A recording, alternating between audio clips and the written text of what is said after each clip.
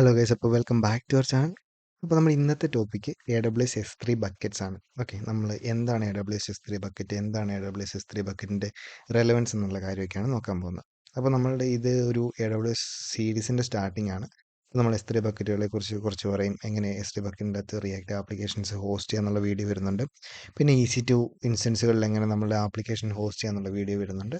അങ്ങനെ bed rock, Lex chat ബോട്ടുകൾ, അങ്ങനെയുള്ള AWS റിലേറ്റഡ് ആയിട്ടുള്ള കുറച്ച് സീരീസ് വരുന്നുണ്ട്. അപ്പം നമ്മൾ ഓൾറെഡി ഡെവോപ്സിൻ്റെ ഒരു സീരീസ് റണ്ണിങ് ആണ്. അതിൻ്റെ അകത്ത് നമ്മൾ ഡോക്കറിൻ്റെ കുബർനെറ്റിസിനെ കുറിച്ചൊക്കെ പറഞ്ഞു പോകുന്നുണ്ട്, കുറച്ച് എക്സാമ്പിൾസ് ഒക്കെ ചെയ്തിട്ടുണ്ട്. അപ്പോൾ അതിൻ്റെ തന്നെ പാർട്ടായിട്ടാണ് നമ്മൾ AWSൻ്റെ സീരീസും പാർട്ട് ചെയ്യുന്നത്. ഡെവോപ്സിൻ്റെ അത് ഇതെല്ലാം വരുന്നതായതുകൊണ്ട് ഓക്കെ. അപ്പോൾ AWSനെ കുറിച്ച് ഒരു 6-7 വീഡിയോസ് വരും. അത് കഴിഞ്ഞിട്ട് നമ്മൾ മൈക്രോ സർവീസിൻ്റെ അകത്തോട്ട് മൂവ് ചെയ്യും. അപ്പോൾ മൈക്രോ സർവീസ് ആപ്ലിക്കേഷൻസിനെ കുറിച്ച് പറഞ്ഞിട്ട് പിന്നെ നമുക്ക് കുബർനെറ്റിസിൻ്റെ വീഡിയോസ് ചെയ്തു പോകാൻ പറ്റുന്നതാണ്. ഓക്കെ, അപ്പോൾ നമുക്ക് നിങ്ങൾ ആദ്യമായിട്ടാണ് ചാനൽ കാണുന്നതെന്നുണ്ടെങ്കിൽ ചാനൽ സബ്സ്ക്രൈബ് ചെയ്യുക. വീഡിയോ ഇഷ്ടപ്പെട്ടിട്ടുണ്ടെങ്കിൽ ഒന്ന് ലൈക്ക് ചെയ്യുക, നിങ്ങളുടെ ഫ്രണ്ട്സിനൊക്കെ ഒന്ന് ഷെയർ ചെയ്ത് കൊടുക്കുക. ഓക്കെ, അപ്പം എന്താണ് AWS S3 ബക്കറ്റ്? ഓക്കെ, അപ്പം നമുക്ക് AWS പ്രൊവൈഡ് ചെയ്യുന്ന ഒരു സർവീസാണ് S3 ബക്കറ്റ് എന്ന് പറയുന്നത്. നമ്മൾ യൂസ് ചെയ്യുന്നത് ഫയലുകൾ സ്റ്റോർ ചെയ്യാനും അല്ലെന്നുണ്ടെങ്കിൽ നമ്മുടെ സ്റ്റാറ്റിക് ആയിട്ടുള്ള വെബ്സൈറ്റുകൾ ഹോസ്റ്റ് ചെയ്യാനും അങ്ങനെയുള്ള കാര്യങ്ങൾക്കൊക്കെ വേണ്ടിയിട്ടാണ്. ഇപ്പം നമ്മളുടെ ആപ്ലിക്കേഷനിൽ നിന്നുള്ള ഇമേജസ്, വീഡിയോസ്, PDF അങ്ങനെയുള്ള കാര്യങ്ങളെല്ലാം നമ്മൾ S3 ബക്കറ്റിൻ്റെ അകത്തായിരിക്കും സ്റ്റോർ ചെയ്യുന്നത്. പിന്നെ നമ്മളുടെ ഡേറ്റാബേസുകളുടെ ബാക്കപ്പ് അങ്ങനെയുള്ള കാര്യങ്ങളൊക്കെ നമുക്ക് S3 ബക്കറ്റിൻ്റെ അകത്ത് മാനേജ് ചെയ്യാൻ പറ്റും. ഓക്കെ, അപ്പോൾ നമുക്ക് അൺലിമിറ്റഡ് ആയിട്ടുള്ള ഫയൽസ് സ്റ്റോർ ചെയ്യാം.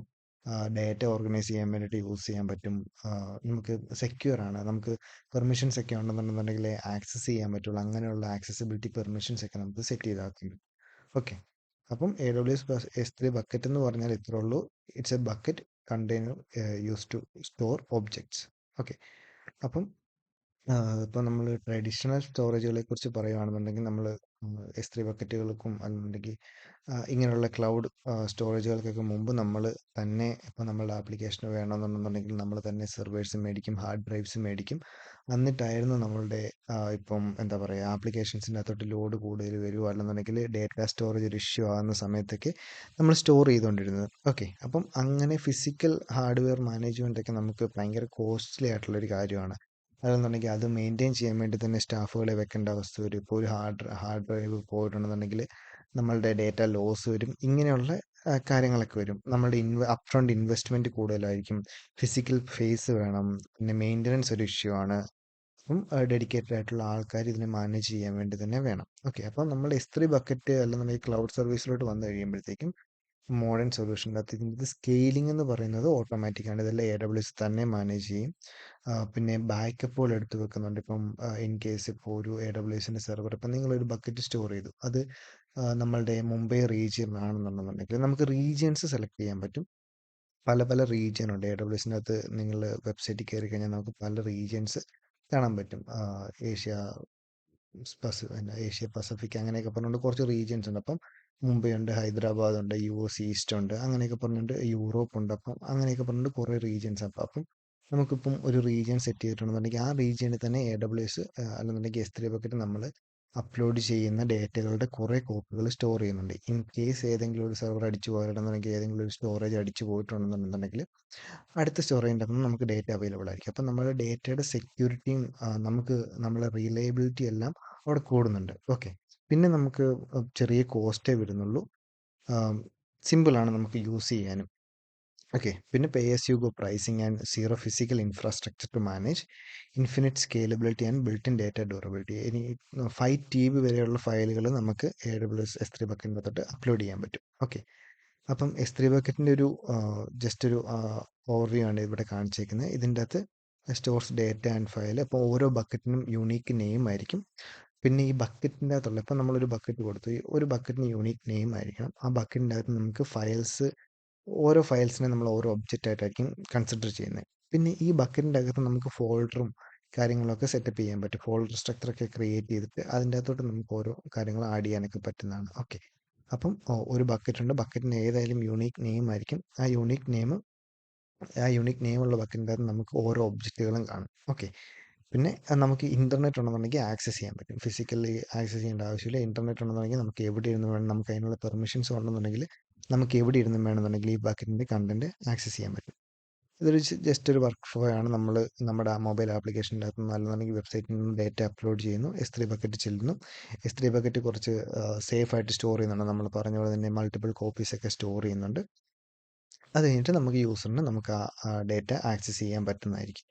ഓക്കെ, ഇതാണ് നമ്മൾ പറഞ്ഞ AWS S3 റെപ്ലിക്കേഷൻ എന്ന് പറയും. നമ്മൾ S3 ബക്കറ്റിൻ്റെ അകത്തോട്ട് ആഡ് ചെയ്യുന്ന ഡേറ്റേനെ ഓട്ടോമാറ്റിക്കലി റെപ്ലിക്കേറ്റ് ചെയ്യുന്നുണ്ട്. ഇത് ഇന്റേണലി നടക്കുന്ന പ്രോസസ്സാണ്. ഇപ്പം നമ്മൾ അവൈലബിലിറ്റി സോൺ, ഇപ്പം നമ്മൾ മുമ്പിലൊരു സെർവറിലാണ് നമ്മൾ ഡേറ്റ അപ്ലോഡ് ചെയ്യുന്നതെങ്കിൽ അവിടെ തന്നെ കുറച്ച് റെപ്ലിക്കാസ് ഉണ്ടാക്കിയിട്ട്, സെർവറിന് റെപ്ലിക്കാസ് ഉണ്ടാക്കിയിട്ട് അതിൻ്റെ അകത്ത് നമ്മളുടെ ഡേറ്റയുടെ ബാക്കപ്പ് എടുത്ത് വെക്കും. അത് ഇൻ കേസ് നമ്മൾ പറഞ്ഞ പോലെ തന്നെ ഏതെങ്കിലും ഒരു സ്റ്റോറേജ് അടിച്ചു പോയിട്ടുണ്ടെന്നുണ്ടെങ്കിൽ, എന്തെങ്കിലും ഫെയിലിയർ ആയിട്ടുണ്ടെന്നുണ്ടെങ്കിൽ നമുക്ക് ഡേറ്റയുടെ ബാക്കപ്പ് ആണ്. അത് AWS എടുത്ത് തരുന്നത് ഇതിൻ്റെ അകത്തുനിന്നായിരിക്കും, എന്തെങ്കിലും ഒരു ഫെയിലിയർ സിനാരിയോസിൽ.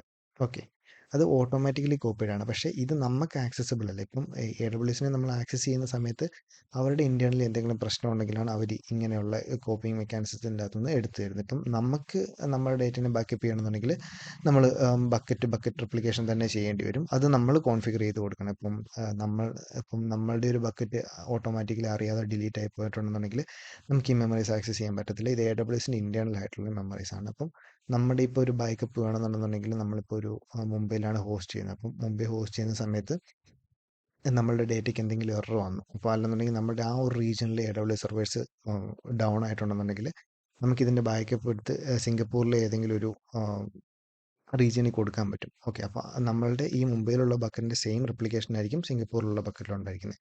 അപ്പം ഇവിടെ മുംബൈയിലുള്ള സെർവേഴ്സൊക്കെ ഡൗൺ ആയാലും നമുക്ക് സിംഗപ്പൂരിലെ ബക്കറ്റിലെ കണ്ടന്റ് ആക്സസ് ചെയ്യാൻ പറ്റും. അപ്പം നമ്മളുടെ ഈ ഇതുപോലത്തെ ബാക്കപ്പ് ആവശ്യങ്ങൾക്കെല്ലാം നമ്മൾ തന്നെ കോൺഫിഗർ ചെയ്ത് കൊടുക്കണം. ഇന്ന ബക്കറ്റിൽ നിന്ന് ഇന്ന ബക്കറ്റിലോട്ട് കോപ്പി ആണെന്നുള്ള കാര്യമെല്ലാം പറഞ്ഞുകൊണ്ട്. ഓക്കെ, അത് AWS ഓട്ടോമാറ്റിക്കലി ചെയ്യില്ല. AWS അവരുടെ ഭാഗം ക്ലിയർ ആക്കാനുള്ള കാര്യങ്ങളെ ചെയ്യുന്നുള്ളൂ. ഓക്കെ, പിന്നുള്ളൊരു ഇമ്പോർട്ടൻറ്റ് ഫീച്ചറാണ് S3 വേർഷനിങ്. ഇപ്പം ആക്സിഡൻ്റൽ ഡിലീറ്റ് റിക്കവറി.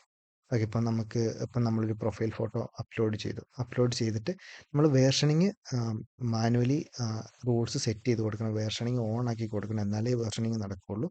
ഓക്കെ, അപ്പം വേർഷനിങ് എനേബിൾഡ് ആണെന്നുണ്ടെന്നുണ്ടെങ്കിൽ ഇപ്പം നമ്മളൊരു പ്രൊഫൈൽ ഫോട്ടോ അപ്ലോഡ് ചെയ്തു, ആ പ്രൊഫൈൽ ഫോട്ടോ മാറ്റിയിട്ട് നമ്മൾ പിന്നെ വേറൊരു പ്രൊഫൈൽ ഫോട്ടോ അപ്ലോഡ് ചെയ്യുകയാണ്. ഓക്കെ, അപ്പം വേർഷനിങ് ഓൺ ആണെന്നുണ്ടെന്നുണ്ടെങ്കിൽ ഈ പ്രൊഫൈൽ ഫോട്ടോയുടെ 2 വേർഷൻ ആണെന്നുണ്ടെങ്കിൽ 3 വേർഷൻ, എത്ര വേർഷൻസ് നിങ്ങൾ ആഡ് ചെയ്യുന്നു ആ വേർഷൻസ് എല്ലാം അവിടെ കാണും.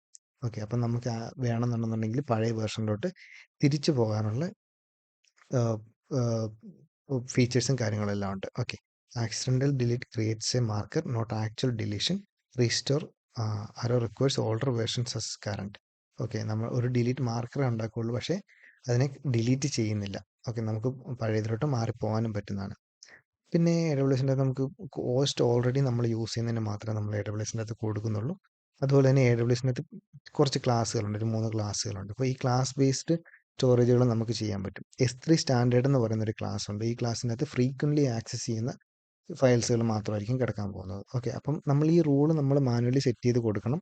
ആ റൂളിനെ ബേസ് ചെയ്തിട്ട് ടൈംലി ഇത് ഈ പല സ്റ്റോറേജുകളിലോട്ട് മാറുന്നതായിരിക്കും. ഓക്കെ, അപ്പം നമ്മൾ ഫ്രീക്വൻ്റ്ലി ആക്സസ് ചെയ്യുന്ന ക്ലാസ്സുകളെല്ലാം അല്ലെന്നുണ്ടെങ്കിൽ ഒബ്ജക്റ്റുകൾ, ഇമേജസ്, അല്ലെന്നുണ്ടെങ്കിൽ ഫയലുകളെല്ലാം ഈ S3 സ്റ്റാൻഡേർഡ് എന്ന് പറയുന്ന ഒരു ക്ലാസ്സിലായിരിക്കും കിടക്കാൻ പോകുന്നത്. ഓക്കെ, അപ്പം അത് നമ്മൾ എപ്പോഴും ആക്സസ് ചെയ്യും. ഇപ്പം നമ്മൾ ഇൻസ്റ്റാഗ്രാമിലൊക്കെ ആണെന്നുണ്ടെങ്കിൽ നമ്മൾ പണ്ട് പോസ്റ്റ് ചെയ്ത ഫോട്ടോസൊന്നും നമ്മൾ കൂടുതലായിട്ട് ആക്സസ് ചെയ്യാൻ പോകുന്നില്ല, അല്ലെന്നുണ്ടെങ്കിൽ അതെല്ലാം അടിയിലടിയിലായിട്ട് പോകും. അപ്പം അങ്ങനെയുള്ള അല്ലെന്നുണ്ടെങ്കിൽ അങ്ങനെയുള്ളതിനെല്ലാം നമ്മൾ ഈ ആർക്കൈവിൻ്റെ അകത്തോട്ടോ അല്ലെന്നുണ്ടെങ്കിൽ S3 ഇൻഫ്രീക്വൻ്റ് ആക്സസ് എന്ന് പറയുന്ന ക്ലാസ്സിൻ്റെ അകത്തോട്ടോ മാറ്റും. അത് നമ്മൾ തന്നെ റൂൾ എഴുതി സെറ്റ് ചെയ്ത് കൊടുക്കുന്നതാണ്. ഓക്കെ, അപ്പം ഈ S3 സ്റ്റാൻഡേർഡിൻ്റെ അകത്തോട്ട് നമ്മൾ പുതിയതായിട്ട് അപ്ലോഡ് ചെയ്ത വീഡിയോകൾ അല്ലെന്നുണ്ടെങ്കിൽ ഇമേജസ് പുതിയതായിട്ട് അല്ലെങ്കിൽ എപ്പോഴും ആക്സസ് ചെയ്തുകൊണ്ടിരിക്കുന്ന കാര്യങ്ങളെല്ലാം ഈ മെമ്മറിയിലായിരിക്കുമല്ലോ, ഈ സ്റ്റോറേജ് ക്ലാസ്സിലായിരിക്കുമല്ലോ. അത് ഫാസ്റ്റ് റിട്രൈവലും കാര്യങ്ങളൊക്കെ ആയിരിക്കും.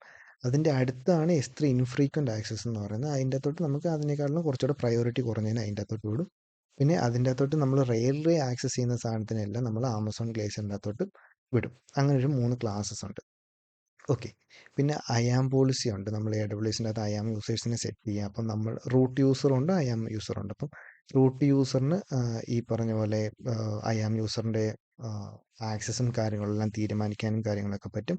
അതിനെ ബേസ് ചെയ്തിട്ടായിരിക്കും ഈ IAM യൂസർ എന്ന് പറയുന്ന ആൾ. അപ്പം നമ്മളൊരു ഓർഗനൈസേഷൻ ആണെന്നുണ്ടെന്നുണ്ടെങ്കിൽ നമ്മൾ ഓർഗനൈസേഷൻ്റെ ഹെഡിനെ റൂട്ട് യൂസറായിട്ടിരുന്നിട്ട് IAM യൂസേഴ്സിനെ ക്രിയേറ്റ് ചെയ്യാം. അവർക്ക് വേണ്ട പെർമിഷൻസും മാത്രമെല്ലാം കൊടുക്കാൻ പറ്റും. അത് AWSൻ്റെ ഒരു കൺസെപ്റ്റാണ്. അപ്പം എ ഡബ്ല്യു എസിനകത്ത് ഐ എം യൂസറെ ക്രിയേറ്റ് ചെയ്തിട്ട് ഇപ്പം ഞാനിപ്പം S3 ബക്കറ്റ് മാത്രമായിട്ടാണ് വർക്ക് ചെയ്യുന്നതെന്നുണ്ടെങ്കിൽ എനിക്ക് S3 ബക്കറ്റിൻ്റെ ആക്സസ്സുകളും കാര്യങ്ങളും മാത്രം മതി. അത് എനിക്ക് എൻ്റെ ഈ റൂട്ട് യൂസറിനെ കൺട്രോൾ ചെയ്യാൻ പറ്റും.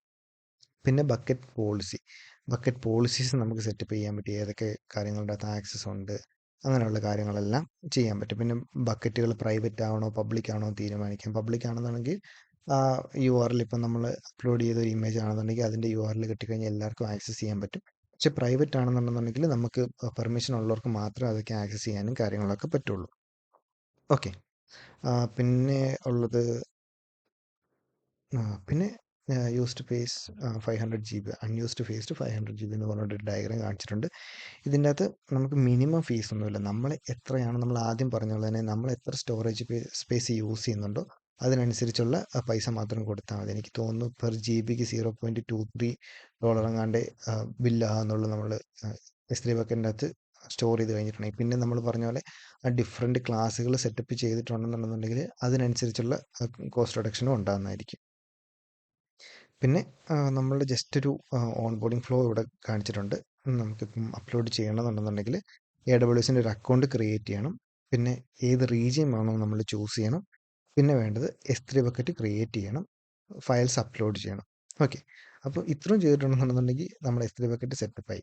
ഇനിയിപ്പം അടുത്തൊരു വീഡിയോയ്ക്കകത്തോട്ട് ഞാൻ നിങ്ങൾക്ക് എങ്ങനെ S3 ബക്കറ്റ് നമ്മളുടെ ഒരു Node.js ആപ്ലിക്കേഷൻ്റെ അകത്തുനിന്നോ പൈത്തൻ്റെ ആപ്ലിക്കേഷൻ്റെ അകത്തുനിന്നോ S3 ബക്കറ്റ് നിങ്ങൾക്ക് ക്രിയേറ്റ് ചെയ്യാം. അതിൻ്റെ അകത്ത് എങ്ങനെ ഒരു ആപ്ലിക്കേഷനെ യൂസ് ചെയ്തിട്ട് എങ്ങനെ ഇമേജസ് അപ്ലോഡ് ചെയ്യാമെന്നുള്ളൊരു കാര്യം കാണിച്ചു തരാം. ഓക്കെ. അപ്പം ഇതാണ് നമ്മളുടെ AWSൻ്റെ കൺസോൾ. അപ്പം നിങ്ങളൊരു കാര്യം ചെയ്യേണ്ടത് AWSൻ്റെ അകത്ത് ഒരു അക്കൗണ്ട് എടുക്കുക. ഞാനിവിടെ എൻ്റെ റീജിയൻ, ഇവിടെയാണ് ഞാൻ പറഞ്ഞ റീജിയൻസ് ഉള്ളത്. പിന്നെ north Virginia, north California, Asia Pacific, Hyderabad, Mumbai, Canada, ഇങ്ങനെയുള്ള പല റീജിയൻസ് നമുക്കിവിടെ അവൈലബിൾ ആണ്. അപ്പം നിങ്ങൾ ഇതിൻ്റെ അകത്ത് ഒരു അക്കൗണ്ട് ക്രിയേറ്റ് ചെയ്തിട്ട് ഇവിടെ S3 എന്ന് സെർച്ച് ചെയ്താൽ മതി. ഇവിടെ S3 എന്ന് സെർച്ച് ചെയ്യാനുള്ള ഓപ്ഷൻ ഉണ്ട്. ഇവിടെ S3 സെർച്ച് ചെയ്തിട്ടുണ്ടെന്നുണ്ടെങ്കിൽ നിങ്ങൾക്ക് S3 ബക്കറ്റിൻ്റെ ഓപ്ഷനൊക്കെ കാണാവുന്നതാണ്. ഓക്കെ. ഇതെല്ലാം കാണാവുന്നതാണ്. ഇതിൻ്റെ അകത്ത് ഇപ്പോൾ എനിക്ക് 2 ബക്കറ്റ് ഉണ്ട്. 2 ബക്കറ്റിൻ്റെ അകത്തും ഇമേജസ് ഒരു ഇമേജ് ഉണ്ട്. ഞാൻ ജസ്റ്റ് ട്രയലായിട്ട് എടുത്ത് നോക്കിയതാണ്. ഇതിൻ്റെ അകത്ത് ഒരു ഇമേജ് കിടപ്പുണ്ട്. ഓക്കെ. അപ്പോൾ ഇങ്ങനെയായിരിക്കും നിങ്ങളുടെ ബക്കറ്റ് ഇരിക്കുക. ഇവിടെ നിങ്ങൾക്ക് ബക്കറ്റിനെ ക്രിയേറ്റ് ചെയ്യാനും പറ്റും. ബക്കറ്റിൻ്റെ അകത്ത് ഫോൾഡറൊക്കെ ക്രിയേറ്റ് ചെയ്യാനുള്ള ഓപ്ഷൻ ഉണ്ട്. ബക്കറ്റ്സിനെ ക്രിയേറ്റ് ചെയ്യാനുള്ള ഓപ്ഷൻ ഇവിടെ ഉണ്ട്. അതെല്ലാം നിങ്ങൾ ജസ്റ്റ് എവിടെയെങ്കിലും ഒന്ന് റെഫർ ചെയ്തിട്ട് നോക്കിയാൽ മതി. അപ്പം ഇതിൻ്റെ അകത്ത് വലിയ പാടൊന്നുമില്ല. ഇതിൻ്റെ അകത്ത് ഇവിടെയാണ് പബ്ലിക് ആക്കണോ പ്രൈവറ്റ് ആക്കണോ എന്നൊക്കെ തീരുമാനിക്കുന്നത്. ഒരു ബക്കറ്റ് നമുക്ക് ക്രിയേറ്റ് ചെയ്യാൻ നോക്കാം.